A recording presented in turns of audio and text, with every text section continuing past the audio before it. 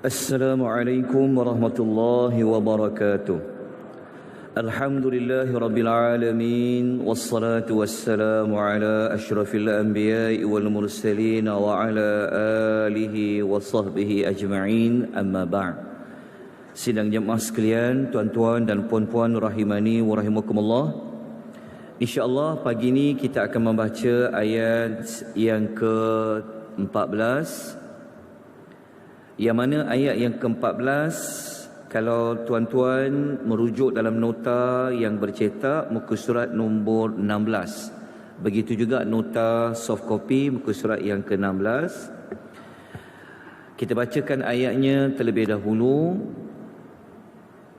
A'udzu billahi minasy syaithanir rajim.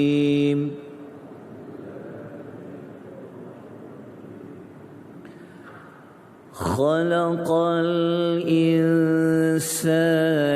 من صلصال كالفخار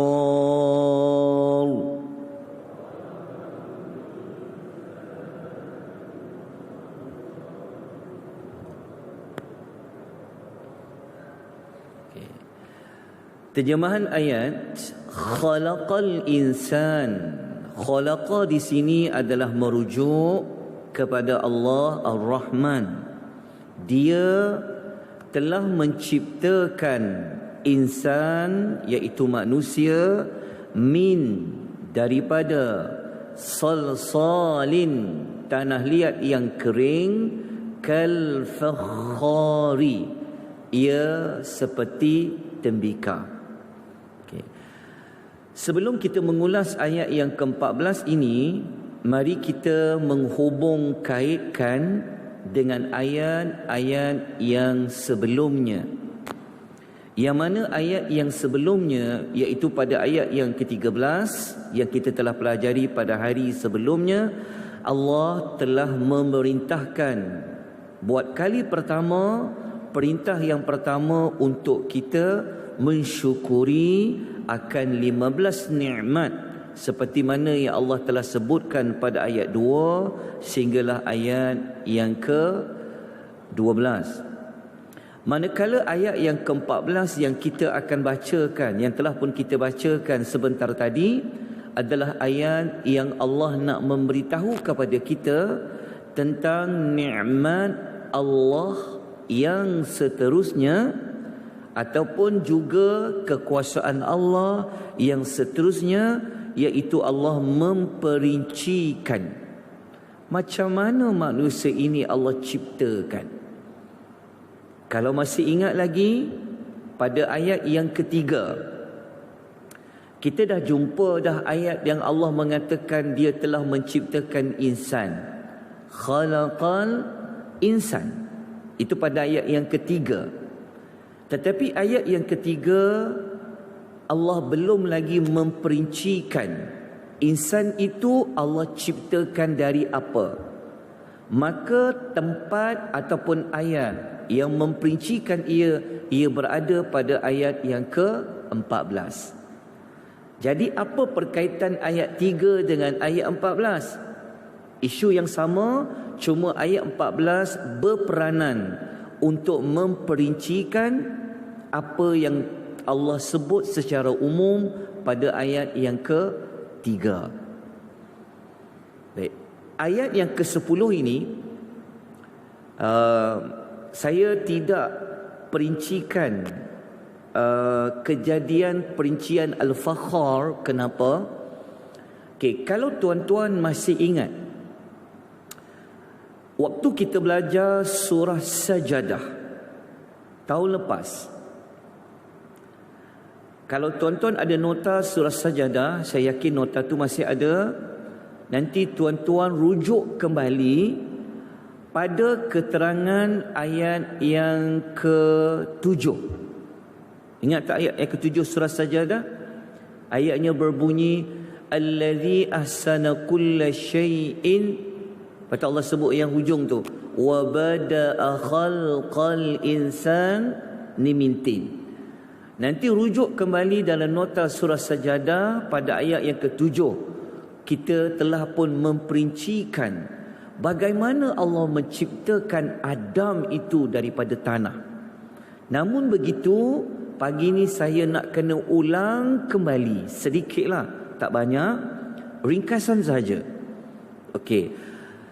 Surah Ar-Rahman, ayat yang kita baca sebentar tadi, ayat yang ke-14 ni, sebenarnya ia merujuk kepada peringkat yang kelima, tanah yang Allah jadikan kepada Adam, iaitu salsal kal fakhar.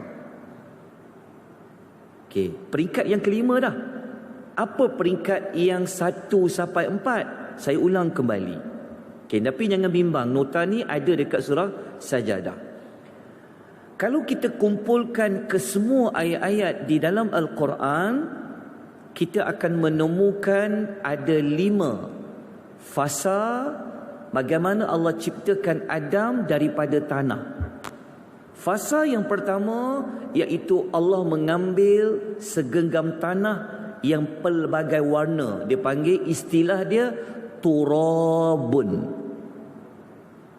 Peringkat yang kedua adalah tanah yang telah dicampur dengan air, dipanggil istilah tinun.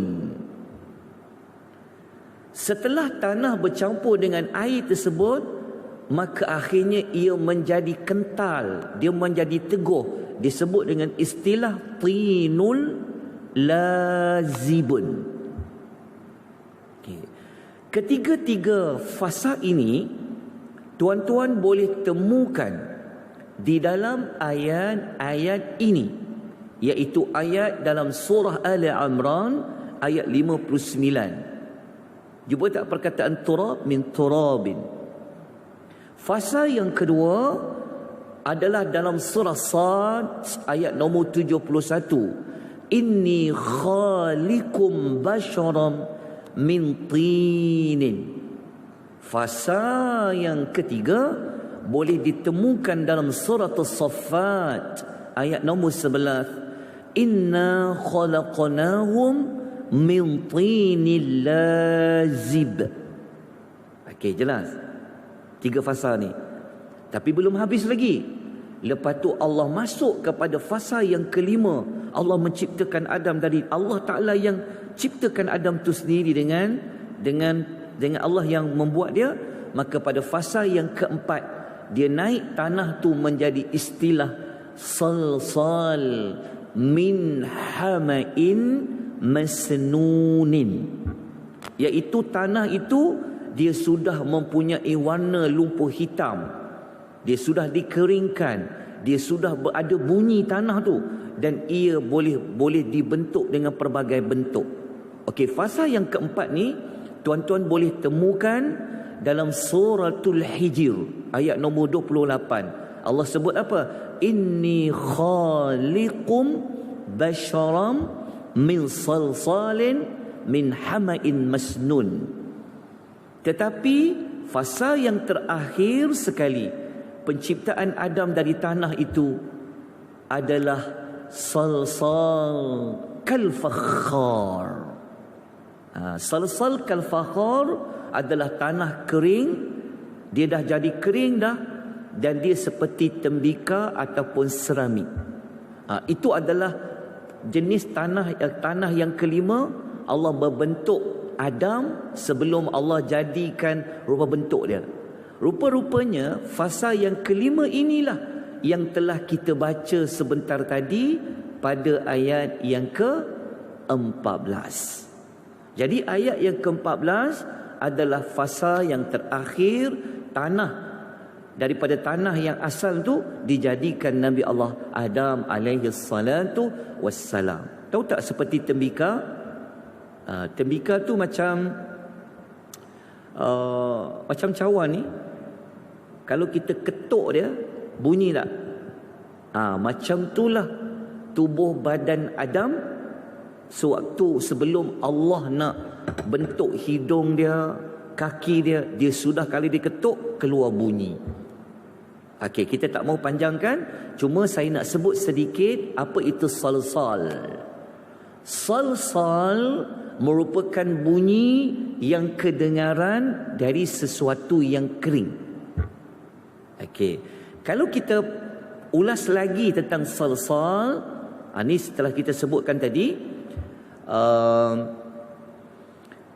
kalau kita baca dalam Tafsir Al-Misbah, okey, salsal adalah daripada salsalah, iaitu suara keras yang bergema kalau diketuk dia. Jadi dekat sini maksudnya apa? Adalah tanah yang sangat keras dan kering. Dia sama macam al-fakhar. Tapi al-fakhar adalah tanah yang keras akibat dibakar dengan api. Bukan bermaksud kita ni ada unsur api, tapi tanahnya seperti itu, macam seramik tu, macam tembikar. Okey, saya harap jelas untuk keterangan ayat yang ke-14. Sebab tu maklumat-maklumat ini saya tidak letakkan dalam nota kali ini, kerana kita telah berikan maklumat itu pada nota surah As-Sajadah. Jadi kalau sesiapa yang tak sempat nak mengikuti perbincangan dalam surah Sajadah, tuan-tuan jangan bimbang, kerana Masjid Taqwa ada TV channelnya. Ada saluran YouTube dia. Nanti pergi dekat TV Masjid Taqwa, tuan-tuan search untuk tadabbur surah Sajadah, dah ada dia punya senarai kuliah untuk surah Sajadah. Okey, kalau nota tak dapat, nanti tolong maklumkan. InsyaAllah nanti saya minta kepada Ustaz Bilal Syarifuddin untuk edarkan nota pada tuan-tuan. Kalau boleh belajar, perlu ada nota supaya senang kita nak rujuk. Kan, sebab kita datang masjid ni tak sempatlah nak tulis, nak apa kan. Tapi ada nota tu boleh membantu. So apa pengajaran yang kita dapat belajar daripada ayat yang ke-14? Nombor 1 adalah kemuliaan manusia berbanding dengan makhluk yang lain. Kenapa kita kata macam tu? Sebab dalam ayat yang ke-15 nanti Allah ada sebut pasal jin. Lepas ni kita belajar pasal jin pula. Tapi kenapa Allah tak nak sebut jin dulu ayat 14? Ayat 15 baru jin, menunjukkan manusia ini mulia lah.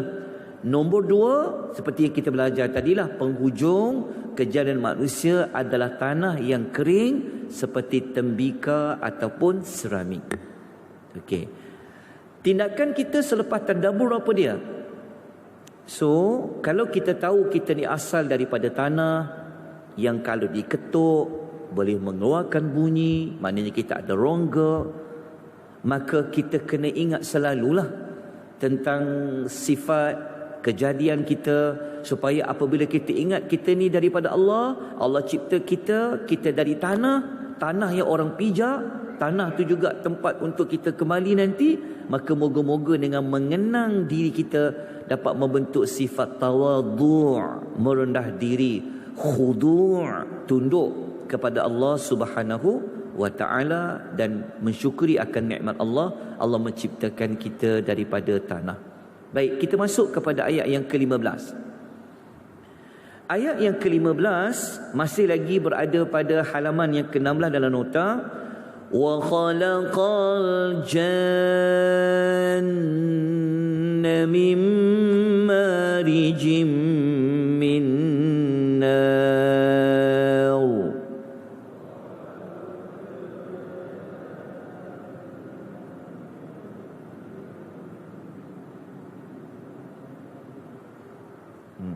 Okey. Kalau kita baca terjemahan ayat, Allah Ta'ala berfirman, dan dia telah menciptakan. Okey, diulang sekali lagi perkataan apa? Khalaqa. Ayat 14 jumpa khalaqa, ayat 15 jumpa sekali lagi khalaqa. Tuan-tuan kena take note, kalau dalam Quran Allah sebut khalaqa, sebenarnya Allah Ta'ala nak menunjukkan kekuasaannya. Jadi bukan sekadar Tuhan saja-saja sebut dan dia telah menciptakan, Tapi sebenarnya Allah Ta'ala nak bagi tahu bahawa dia ada kuasa lah. Sebab itu dia boleh menciptakan. Dan dia telah menciptakan siapa? Jan. Jan ni maknanya adalah jin. Daripada apa? Min, daripada. Marijim, min nar, daripada lidah nyalaan api. Nar, api. Tapi marijin sebenarnya yang bercampur. Tetapi untuk fahamkan masyarakat, diterjemah lidah nyalaan api. Kenapa dia sebut lidah nyalaan api? Api itu ada lidah. Macam mana api itu ada lidah? Okey, nak faham je begini. Cuba tengok gambar ini. Okey, ini api yang tradisional lah. Dibakar melalui kayu api lah. Jangan tengok kayu tu, tengok api tu. Kalau kita tengok api, kita boleh bahagi pada 3 bahagian. Bahagian yang paling bawah sekali bahagian nombor 1, bahagian yang kedua yang tengah, bahagian yang ketiga. So, jin itu dicipta daripada bahagian mana? Daripada api itu. 1, 2 atau 3? Ceteka. Jawapannya adalah lidah kau lah. 3. Kalau kita bakar, api mana yang kita nampak? Yang nombor 3 ke nombor 1? Kita nampak yang 1 kan? Kita tak nampak yang atas tu. Yang nombor 3. Sebenarnya yang kita tak nampak yang nombor 3 itulah. Itulah Allah ciptakan api yang bahagian itulah Allah ciptakan kepada jin. Sebab tu jin ni tak nampak. Betul tak? Kalau jin daripada api yang bahagian 1, mungkin orang yang nampak jin. Kan sebab api bahagian 1 tu kita nampak. Tapi Allah ciptakan jin daripada api yang paling atas sekali tu, yang bahagian 3. Kalau kita bakar, kita tak nampak api tu, tapi sebenarnya dia panas. Okey, itulah yang bahagian nombor 3 tu, jelas tak? Ini penerangan yang paling senang nak faham lah tentang perkataan marijin min nar, daripada lidah nyalaan api. Sebab itu jin ini, kata para ulama, jin dia mempunyai 2 bahagian. Pertama, bahagian terakhir api, yang atas sekali tu, bahagian yang akhir tu, bukan bahagian awal tapi yang hujung, dicampur dengan bahagian awal asap yang terbakar. Sebab tu kalau kita baca dekat surah, dia ada satu surah lain dalam suratul Hijr ayat nombor 27, Allah dia sebut wal jan khalaqnahu min qablu min naris samun. Kami jadikan sebelum itu jin daripada api angin, api yang panas. Pendek cerita, ringkasan dia mudah je kata para ulama. Jin ini mempunyai 2 unsur. Unsur pertama, unsur panas sebab dia api. Unsur yang kedua, unsur yang berbentuk persembunyian, sebab tu kita tak nampak. Sebab daripada api yang hujung tu.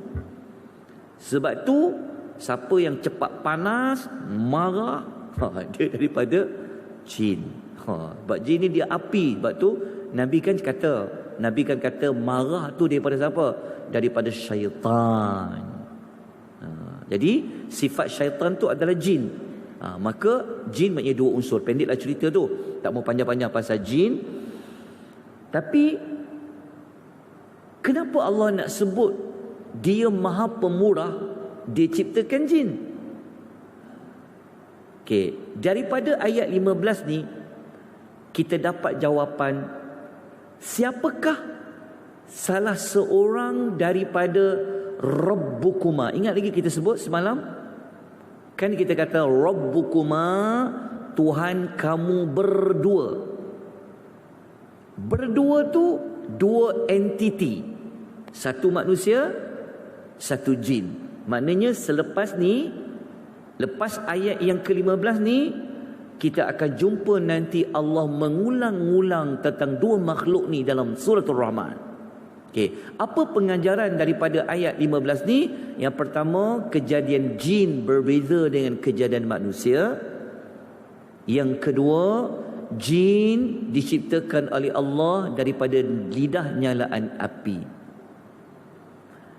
Justru itu, kerana bezanya cipta manusia dengan jin ini, maka Allah mengajak kepada kita supaya mensyukuri nikmat itu, yang mana Allah nyatakan pada ayat yang ke-16. Tuan-tuan bersyukur tak ni? Ke tuan-tuan nak jadi jin? Ke tak seronok daripada tanah? Ke nak dari api? Justru itu Allah ajak kita. Allah minta kepada manusia syukur. Allah juga minta kepada para jin syukur. Waktu Allah mengatakan ayat nombor 16, kita tutup bacaan ayat 16 pada pagi ini. فَبِأَيِّ آلَاءِ رَبِّكُمَا تُكَذِّبَانِ.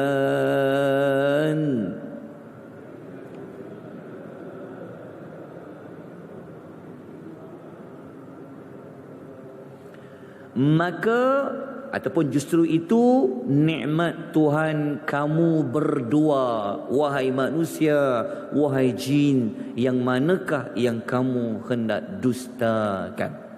InsyaAllah besok kita akan sambung lagi perincian ayat yang ke-16 dan kita akan lanjutkan pada ayat-ayat yang berikutnya. Aqulu qawli hadza wa astaghfirullahal azim wa billahi taufiq wal hidayah. Wassalamu alaikum warahmatullahi wabarakatuh.